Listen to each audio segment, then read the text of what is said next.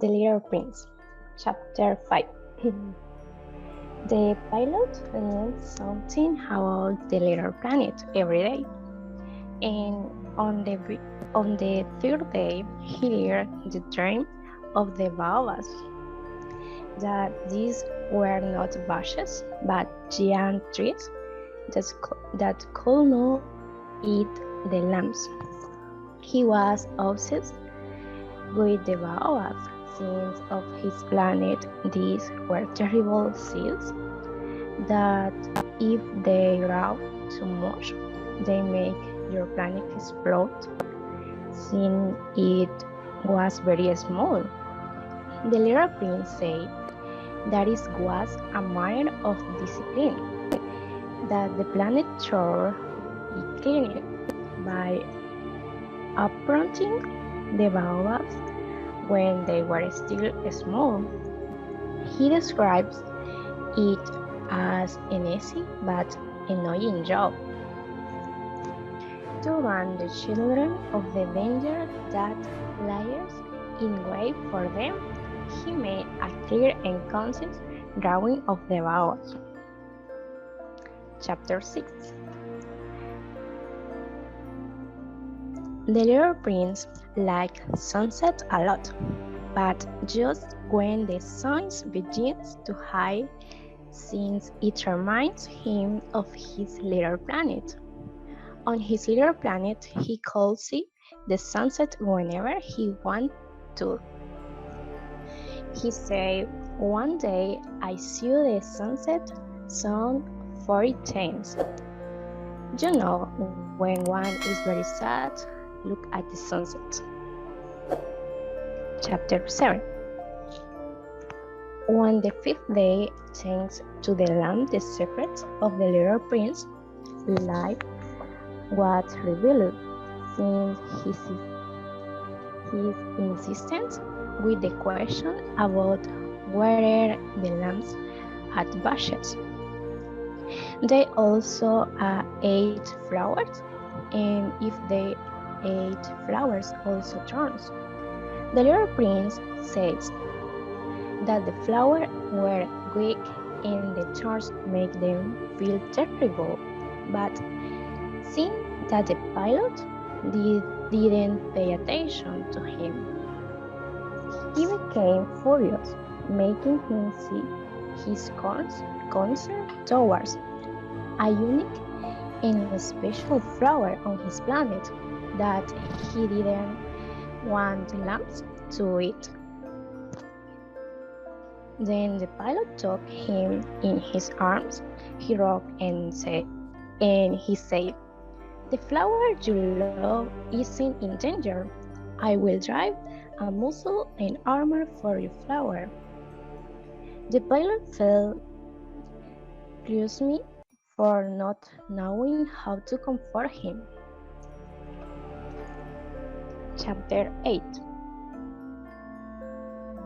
The pilot learned to know that the flower on the planet of the little prince, there were always simple flowers that sprouted by day and hid at night.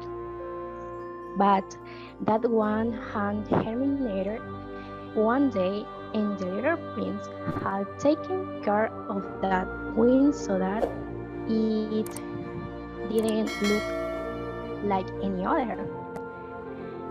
When the flower sprouted, he was delighted, since it seemed to him a miraculous apparition. One morning, when the flower was seen, the little prince exclaimed, "How beautiful you are!" "True?" the flower replied. "It was not modest, but it was beautiful." The flower began to torture him with his querulous vanity. He asked him to cover it with a glass sphere at night, and soon he manipulated it to the point that it tired him. "We must not listen to the flower," exclaimed the little prince, "but At the same time, he felt bad about it. He said like that this himself that he should love her just for the fact of performing his planet. Chapter 9. The little prince took advantage of a migration of wild birds to escape. He put his planet in order. He swept away the active volcanoes and the extinct volcano, since he said that if they were swept well, they burned smoothly and regularly without eruptions. He uprooted the last baobabs, and when he covered his flower with the glass container, his eyes filled with tears. Goodbye, he told her. She apologized, said she loved him and it was his fault that he didn't release it. The flower was sad about his departure and didn't want to see her cry. Chapter 10. Sorry. The little prince was in the region of the asteroids. He began to visit them to find something to occupy himself. The first one was inhabited by a king. He was tired and began to yawn in front of him, but the king didn't think so. The little prince, he asked him to interrogate him since he was alone. Your Majesty, over what reasons? He says, above all, said the king. He was an absolutistic and an universal monarch. Exclaimed the king, I do not tolerate indiscipline. The little prince asked the king to be able to see a sunset. Order the suns to hide, he said, but he explained that it is necessary to demand from each one what he is capable of giving. Authority must be based on the reason.